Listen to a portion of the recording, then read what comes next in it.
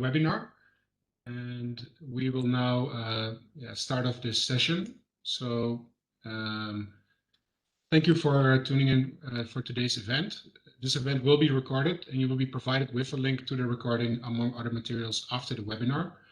This webinar is organized in the context of the Efficiency as a Service, or EaaS initiative, supported by the EU's Horizon 2020 program. Our initiative intends to accelerate the uptake of energy-efficient solutions by facilitating the adoption of servitization and developing and mainstreaming the EaaS business model. The EaaS initiative is implemented by BASE, Agoria, EaaS, and EIT InnoEnergy. The consortium is oriented towards the Netherlands, Belgium, Spain, and Europe. And InnoEnergy is responsible for the implementation of EaaS in the Dutch market. And in this context, today's webinar is organized where we will take a look into circularity and servitization business models examples for the food and process industries. And I will now go to the next slide. So I will briefly introduce the panelists of today. Our first guest speaker is Walter Stahel. He is a member of the Strategic Foresight Board of CircularEconomyAlliance.com. Walter is the former head of risk management at the Geneva Association, a respected business advisor and the founder and director of the Product Life Institute in Switzerland, Europe's oldest sustainability-based consultancy and think tank. And he has conducted pioneering research and collaborative work in the field of sustainability, which stretch back for decades. And he is and has been a visiting professor at various well-esteemed universities and is an author of prize-winning academic papers and books. Our second guest speaker of today is Ilmir Gareev. He is a global product manager, IoT, and new businesses at Atlas Copco. And Atlas Copco is a provider of compressed air solutions, among others, in various sectors. Furthermore, similar to our previous webinar in February, I can introduce our Q&A moderator, Dimitris Karamitsas. He's a senior energy efficiency business developer at BASE, and he will moderate today's Q&A sessions. Myself, I will be your host, and I'm a business analyst at EIT InnoEnergy. Before further ado, I will continue to the next slide, to the agenda of today. The first part of today's session is presented by Walter. He will, as said, dive into circular and performance economies. Share his insights on that topic. And subsequently, there will be time for a Q&A. And in the second session, Ilmir will present on a servitization business model proposition, which is already in practice, Airplan. And I would like to invite the audience to raise their questions to Dimitris throughout the presentations. So you can use your chat function for this, and we much look forward to interaction with you. I will now give the stage to our first speaker, Walter Stahel. And Jacob, could you please hand over the controls to Walter?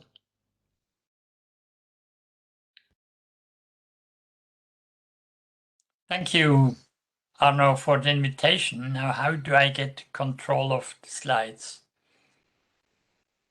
Or how can we see the slides? On the left side, there is on the slide deck, it's on the slide itself, you see a 03 and an arrow below that 03. If you would click that, you would be controlling the slide. Okay. Okay, sorry. Thank you very much.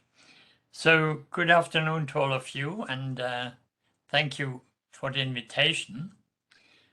I'll take you to a random walk through circularity and sustainability in 15 minutes on the topic of circular, and of course it should be performance economy, efficiency as a service.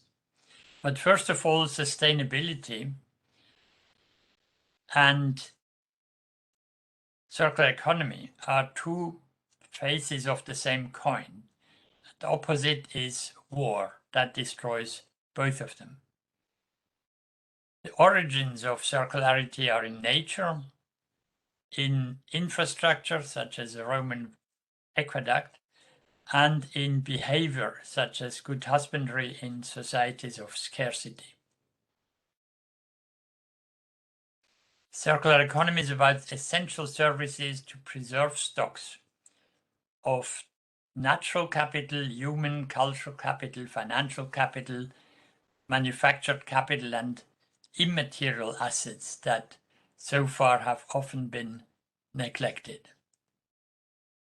There are two special renewable resources that we should always give preference to. Water, because there is no replacement for it, and labor, because it's the only resource with the qualitative edge that can be greatly improved through education and training, and people are a renewable resource.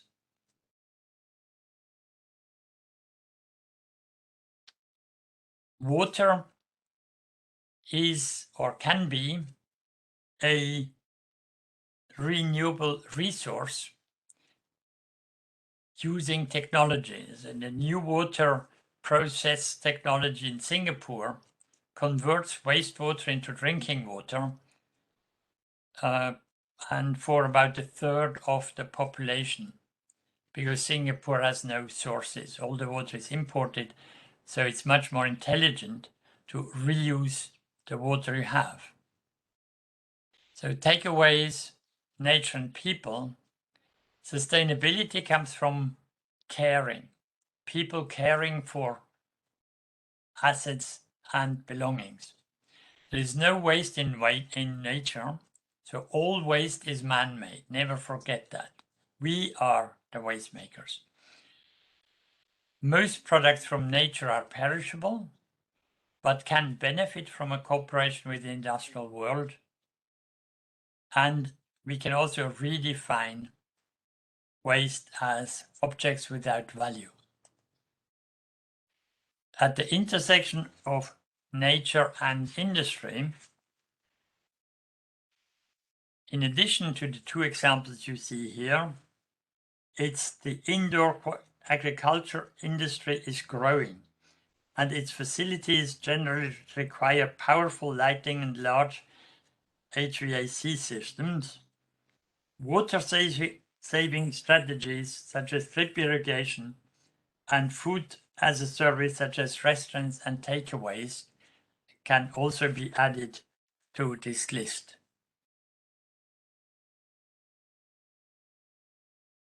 So let's look at the first example of selling the use of equipment to farmers.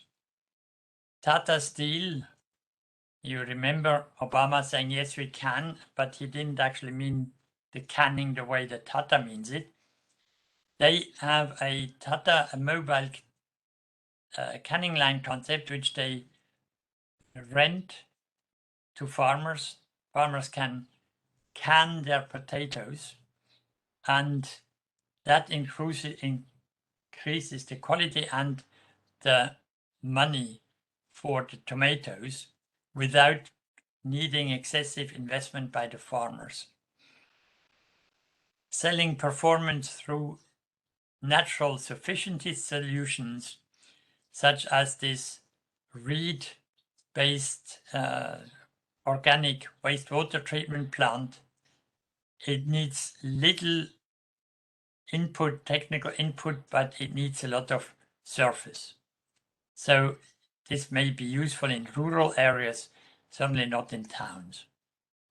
As a reminder, the linear industrial economy stops at the point of sale. And at the point of sale, the liability and ownership is passed on to the buyer, user, and then onto the state to get rid of it. The circular industrial economy is basically a pie, a loop, whatever you want to call it, of reuse and refill, repair, remanufacture, with a second loop of recovering materials, resources, atoms, molecules.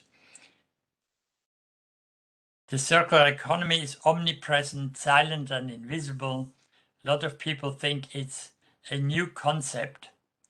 So the question is, how often do you buy or sell used goods? Probably more often than you think. But you didn't look at it as circular economy. And this circular economy is based on use value and trust. And in this case, the trust is given by the guarantees of the Central European Bank or national banks. Who is in charge of the area of R, reuse, repair, refill, remanufacture? It's you, me, all of us. We take the decision to have something repaired or sell it to somebody else. It's nothing got to do with industry. The services are all there. The inertia principles of the area of R are: do not repair what is not broken, and replace or treat only the smallest possible part. So if you have a car with a broken engine, repair or remanufacture the engine, don't replace the car because the rest of the car is not broken. The performance economy is slightly different because now the economic actor, fleet manager or producer sells you the use of goods or materials and retains the ownership and thus the liability. Objects as a service, there are also materials as a service. So the whole focus of the economy is now not on manufacturing, it's on the intelligent use of products. Again, this applies not only to manufactured goods, it's also Christmas trees as a paid service, as a rent a Christmas tree, is a typical example present in many towns. Objects as a service, either shared use or serial use, one after the other. There is probably more examples, many more examples than you see on this picture. Sufficiency doesn't make sense in the manufacturing industry because it doesn't give you money not to consume. Whereas in the performance economy, sufficiency is one of the big tricks of getting paid for the service even if you don't have to do anything. So it's no longer the busiest people that get most money, it's the lazy guys who get higher profits. And the profits in the performance economy forces you to read from the right to the left. In other words, you start with the finished products in the market. Then you try to get the different loops that provide you the highest return on investment. This is a slide from Xerox, who was one of the forerunners of this field. One of the missing tools to measure sustainability is the benchmarks, the measures, the ratios. The ratios I suggest is man-hour per kilogram and euros value per kilogram. And if you look at this, you can see that the industrial economy is this brown sausage at the bottom, whereas selling performance, reuse, remanufacturing are by a multitude of factors higher in both cases. But most people are not aware of this because it's difficult to find these information except in my books. The drivers of the performance economy are the owner fleet managers of the goods. And they are profitable because they are exploiting efficiency-sufficient system solutions. And of course, they are kings of the circular industrial economy applications. But in exchange, they have to guarantee results and retain the ownership. And retaining the ownership means internalizing the liability for all costs of risk and waste. But you save transaction and litigation costs that many companies don't really take into account. But sharing systems, social systems, need a new innovation. In other words, you have to make it as attractive as owning something. And this is where designers are challenged, because even a laundromat has to be more attractive than a washing machine at home. Green public procurement drives innovation. NASA 20 years ago decided they preferred procurement of services rather than hardware, and this has sparked a lot of innovation and startups. The best known is probably SpaceX, selling space transport systems at a fraction of the price of a rocket traditionally. And the trick how to make more money is developing a reusable rocket that can land on the propulsive the way it took off. So this is a revolution that was caused by the procurement, change in procurement away from hardware to services. I'm getting to the end. This is some of my books. Never forget to make some publicity. And thank you for listening. I look forward to your questions. Thank you very much. And then we'll see the following speaker. Thank you. Many thanks, Walter. And very good for me as well to know your books. I will definitely. I started reading one of them, but I have to finish them for sure. You've been active in the field for so long that it's inspiring to read your work. So my very first question, Arno, correct me if I'm mistaken, but I'll share some questions I've been receiving. Correct? And then Yeah, we I think pass we to have some time for that. Yeah. Super. Let me know by the clock when we need to stop the questions. Great. So Walter, the first question is, so we see the value in that model, you know, the impact it can have on the economy, but as well, of course, on the climate and on the use of resources. And it has been discussed for quite some years, I imagine, within a board of companies. But so what do you see are some of the main barriers for companies to adopt this model? Why is it not yet taken up to scale? Well, first of all, the circular economy and the performance economy are a disruptive business model. There is very difficult to move from the linear industrial economy into the circular performance economy, profit in a profitable way. So very often you have to decide what you're doing. And of course, the accepting the liability involved in the circular and performance economy shies away risk-averse companies.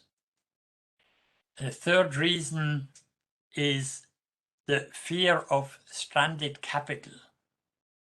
Because if you all your optimization is on the existing processes and technologies, and if you change, you may actually have to write off a lot of these investments, which means that companies like Elon Musk with the Tesla car or with the SpaceX, because he owns both of those companies, had the big advantage that he has nothing to write off. He started from scratch into a new business, whereas all the other Boeings and Ardian had, by completely changing the rocket technology, they had to write off all the past investments or most of it. So they are not interested. And then, of course, it's a question of speed and competitiveness.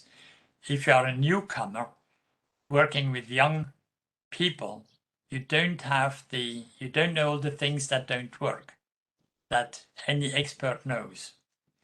So it is, both technologies are disruptive, and therefore they have to be promoted actively, either their advantages of CO2 emission reductions or of waste reduction or of maintaining the embodied carbon and water. But this depends on the different industrial sectors and agricultural sectors. How can you motivate people to change? Absolutely. No, very many thanks for that. Very interesting. And I guess connected to that question as well is, sometimes in some conversations I had in the past, there was the argument, how can we avoid having one player that basically becomes the major service provider and eats competition away? I always had my counter arguments to that saying, but it would be interesting to hear your thoughts on that. Well, the basic rule is not different from the linear industrial economy. In other words, the first chap who jumps into the new market offering a better service will, in the long run, retain about 50% market share. And all the others, the followers, will have to share the rest, the other 50%. This was the case with photocopiers. This was the case with IBM, with Tesla. And so the circular economy and performance economy are basically about innovation and competitiveness. If you are the pioneer taking the risks, you have a good chance of retaining quite a substantial market share, but other people will follow it. SpaceX was followed by Odyssey Moon, another rich American industrialist. In the meantime, I think there is about half a dozen competitors. But the problem is, if you are the first and you are successful, then you have a track record that's difficult to beat for any other follower. And so it is finally a question of competitiveness. That makes sense. Yes, absolutely. And then maybe a follow-up question here. Arnaud, let me know if we have still more time. So here I'm reading, as a company, let's say active in the production of food, for instance, industrial bakery, I consume significant amounts of energy for compressed air, heating, cooling, refrigeration. What should I do in order to stimulate suppliers of these services to bring more circular and energy efficient propositions, perhaps that are in line with the thinking of the performance economy? I think it's very simple. Think of NASA and the rockets. Instead of buying or asking for offers for new equipment, you ask for offers for the service of this equipment. This is also how Thomas Rau, an Amsterdam architect, forced Philips to produce light as a service, because he simply, for his new office building 10 years ago, he said, I don't want to buy electricity, I want to buy light. And then Philips, of course, first you say, crazy guy. And then you start thinking, and if you think about hotels or airports, one of the big costs in changing light bulbs is not the light bulb, but the labor and the scaffolding needed to change the light bulb. And if you are selling light as a service, you immediately get the knack that you have to produce lamps that are forever. And so therefore you make the saving of not having changed the light bulb. And this is the big difference to selling light bulbs. Makes sense. And maybe very last question, and then we will jump to the next speaker. Here from Robert Bernetta from the EIB. How should financing adjust to servitization? Financing is also risk averse, at least in Europe, because we have not that risk capital that you have in the US or in few other countries. There is one recent successful example of a machine tool manufacturer who wanted to sell the service instead of the machines. But of course, then you need a much longer finance carpet.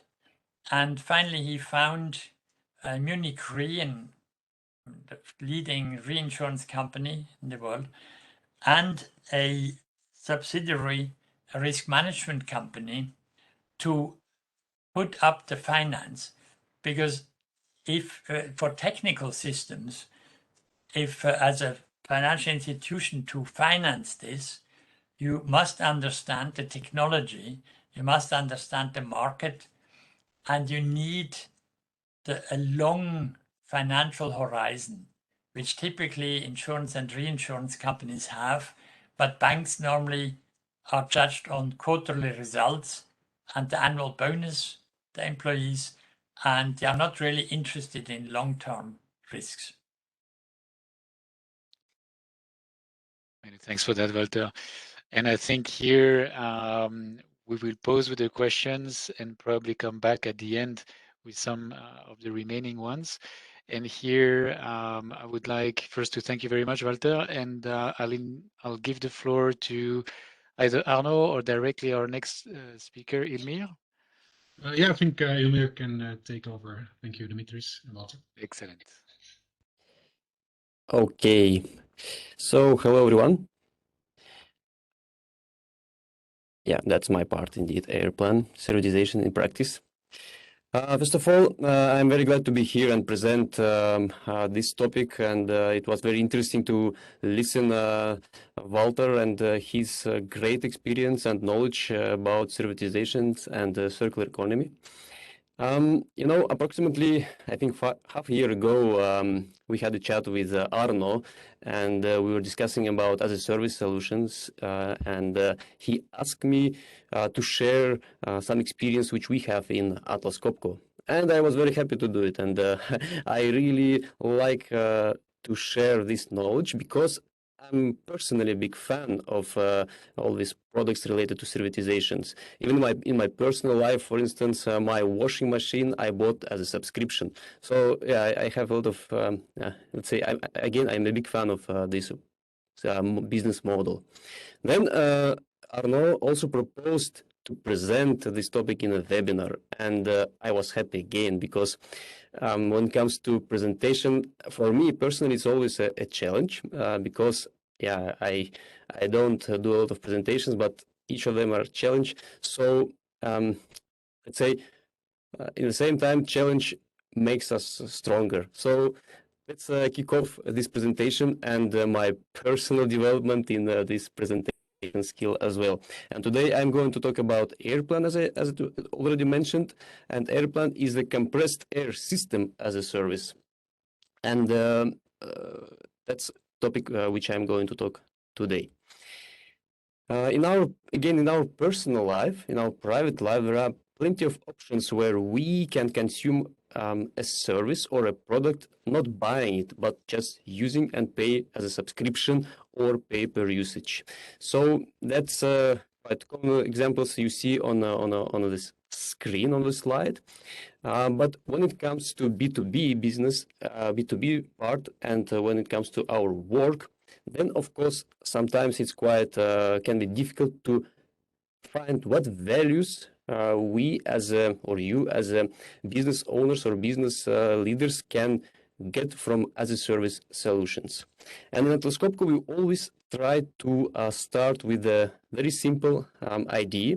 We want to give you opportunity and possibility to focus on your core business, because it's quite obvious that compressor technique is not the main production, it's utility. And of course, when it comes to utility, there are several, let's say, obstacles which disturb you when you try to focus on your core business. And first of all, is investment. Indeed, if you need to buy something, you need to invest money. And in case of compressor technique, instead of investing money in your core business, which definitely increase your value proposition to your customers, you need to invest money on utility. The next one is efficiency. And of course, it was already mentioned, one of the question about efficient equipment. And when you consider buying, for instance, compressor technique, you always, of course, think, I want to buy the most efficient machine. But in many cases, the most efficient machine also is the most expensive. And then it becomes a discussion what we need to do to invest more money or invest less money.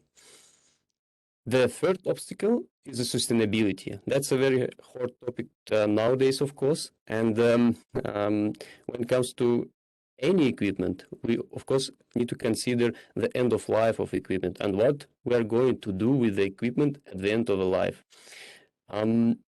The fourth topic is operational process. And here we are talking about all process internally and all, let's say, human resources which we need to involve when it comes to operating a machine.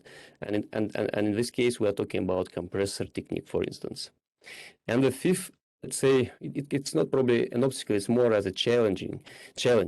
It's a fluctuating production, because 2 years ago we saw the big, let's say, disruption as COVID, yeah, and at that time a lot of plants just reduced their production twice or even 3 times.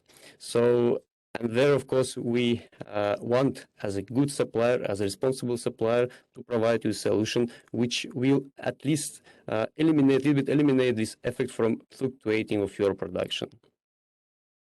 And when we started developing this as a service product, we again took into account all these aspects, all these boundaries, and we decided that we are going to overcome these boundaries to allow you again to focus on your core business. How we did it? When it comes to investment, with as a service solution, actually you don't need to invest money. You just need to pay a low periodical fee, and that's it. And you use equipment which is actually continually can help you in your production. When it comes to efficiency, we decided that with this solution, we will provide, or we will add only the most and the latest technology, the most efficient and the latest technology. So if you buy this product from us, you always will get the latest technology, so which means the most efficient machine. When it comes to sustainability, we take actually responsibility for asset management. So you don't need to have an asset in your balance sheet.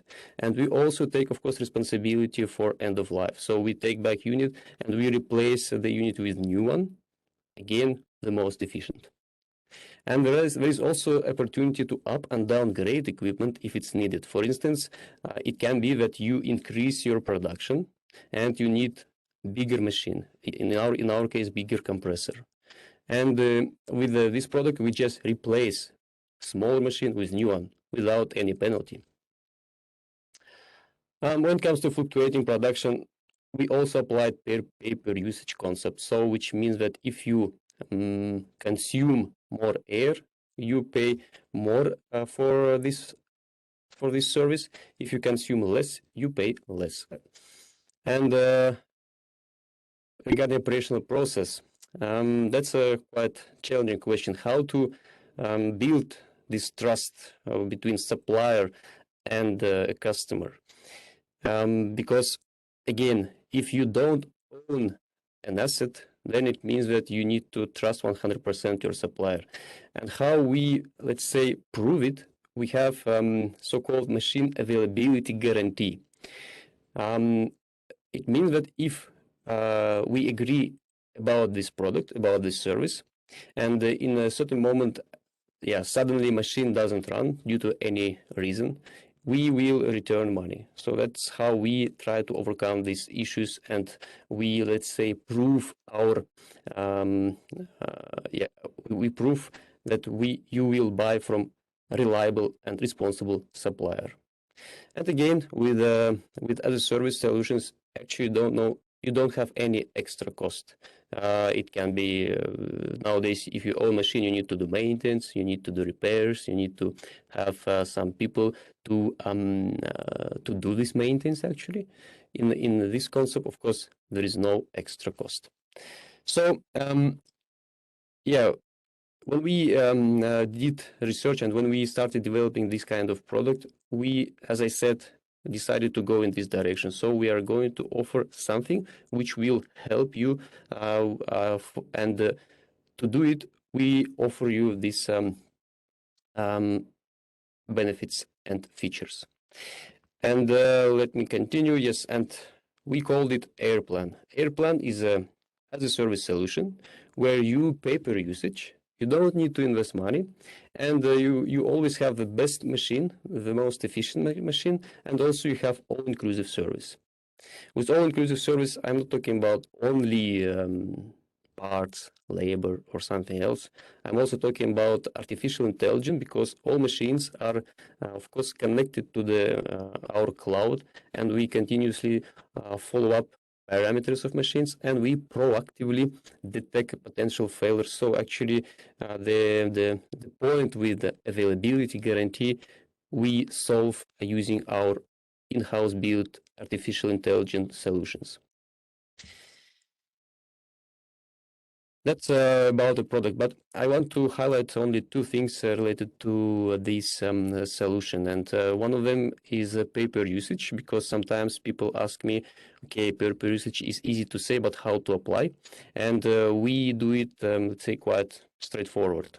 First of all, as I said already, all machines are connected to the cloud, so we can track the usage of machine. By usage, I mean the number of hours of running hours. So when machine is running, and when we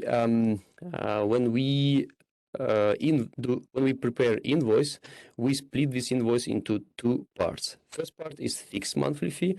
Okay, we still have this fixed part because we also have our fixed cost, and as all suppliers, we have overhead cost, we have cost of capital, so we again have a partially fixed amount in the invoice. But the second part is a variable part or variable fee, and as I said, we calculate this variable fee based on real running hours, which was during the certain period of time. And that's why if you again have more production, if you produce more your product, you consume more compressed air, you pay more. And if you produce less, for instance, if you have seasonality, for instance, if you are a winery or if you are an agriculture company, then of course there is seasonality, and in winter time you probably consume less air, so you will pay less for this service, which I believe is fair offer, and you will keep your balance sheet, and you will keep your cash flow in a healthy way. And the second interesting part is flexibility, because sometimes people say, okay, if we are talking about servitization or as a service solution, they compare it with the standard leasing, but there is a big difference between leasing and as a service solutions, because with leasing you obliged to stay with a leasing company for a certain period of time. With our solution, we have first of all simple contract, is just very straightforward. We have very short minimum terms, is 15 months. So actually after 15 months you are able to terminate contract anytime without any penalty. That's we say flexibility. And as I already mentioned, this option with up and downgrade, also without any penalties, we believe it's a good options and opportunity for you to be sure that if you need change something, you don't need to pay for it. You just change it, and you consume air based on your demand. That's in a nutshell the main aspects and the main features which we have with the product. And again, as I said, we started this journey with understanding the main values which we can bring to you. And it's not only about values, but it's also about our journey. And we are still learning on this business model because, as Walter said, for many companies it's something new. But in our case, we already, I think, 6 years offering this product, and it's quite successful for us. And you can imagine that in case of big companies such as Atlas Copco, sometimes indeed it's quite difficult to change your business model. But we are, let's say, we are trying to change ourselves as well, and we do it by using these new business models as a service. Again, in a nutshell, it's all about you. It's giving you possibility to focus on your core business, and rest all we will do. We will provide you this solution, and we will handle your pressure in the net, air net. If you have any questions, I will answer it now. If you don't have, but they will pop up in your mind later, please contact me. You see some my credentials in the screen, so I will be happy to share again our experience and probably tell you more about this product. Thank you very much. Super, many thanks, Ilmir. Very interesting. Yes, so I do have a few questions that came in. The very first one, I don't know if you mentioned it in the slides, but typically, what would be the length of your contracts with clients? Yes, that's the question, as I said, from our customers, because they compare this model with leasing, where banks and leasing companies have this, let's say, fixed period of time. In our case, our solution is flexible. We have just minimum period, which is 15 months, and after this period, yeah, there is no obligation to stay with this product. You can leave it. Super. And I'll take my customer hat for a bit.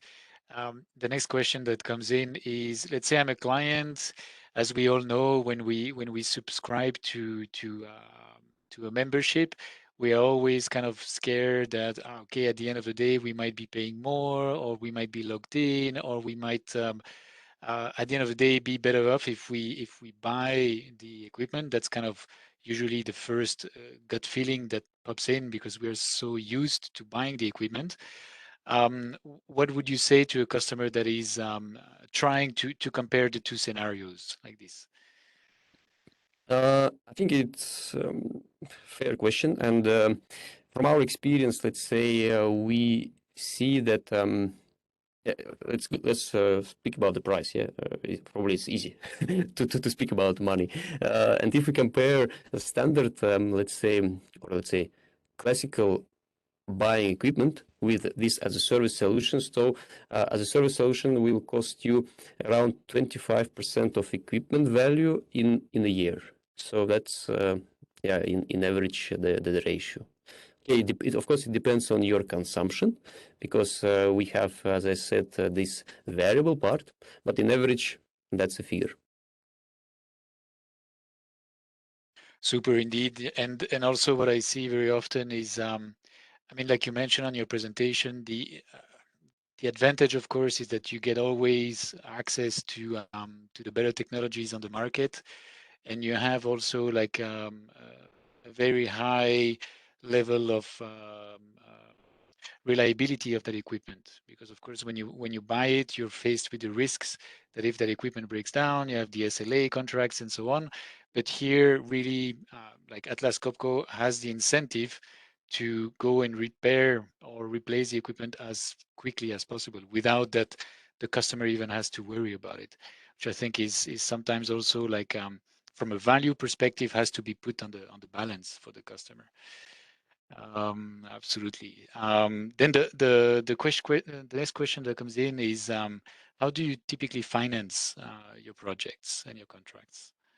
Yeah, that was say quite again difficult decision at the beginning, because Walter, I think you already told that for let's say companies which are present in the market for years, it's always difficult to change their business model, because they get used to having this, let's say, flow.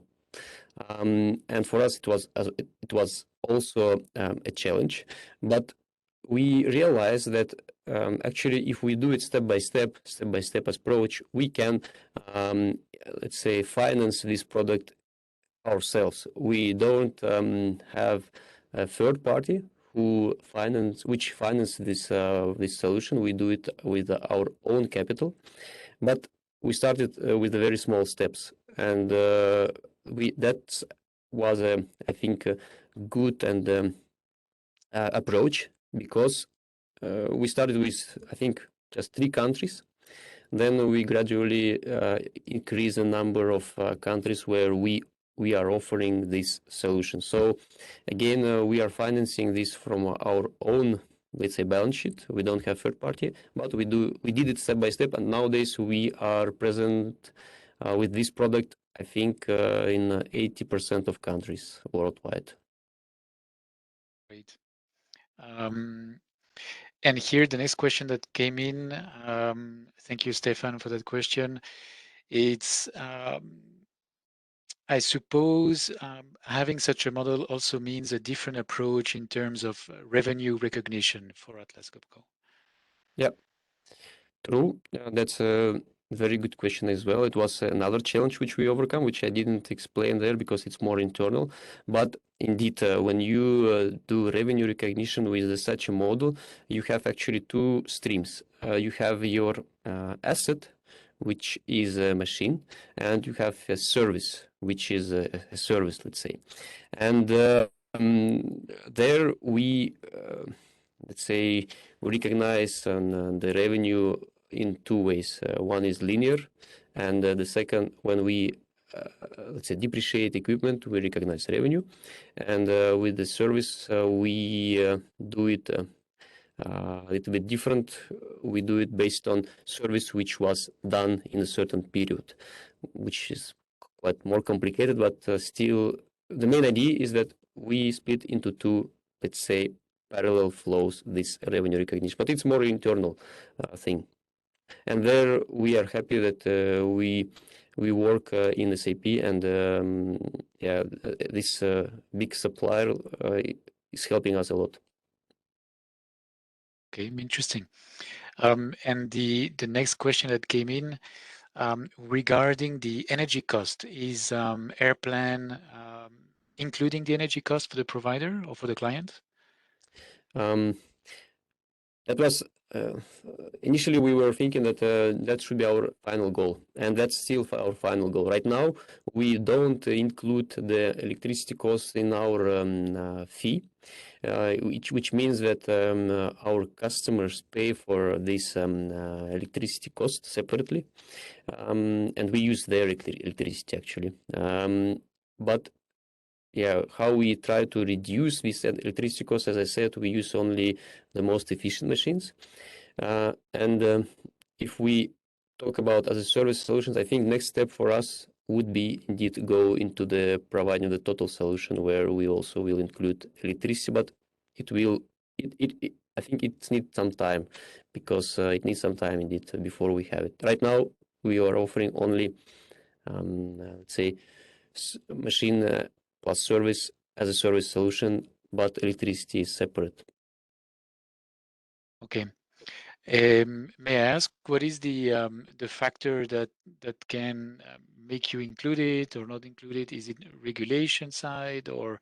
Yes, I think it's easier to do it here in Europe, but in some countries it's complicated because mainly the electricity providers are state-owned, and in our case we are a global player, and of course we have the same offer worldwide, and yeah, we just cannot distinguish, let's say, different markets right now.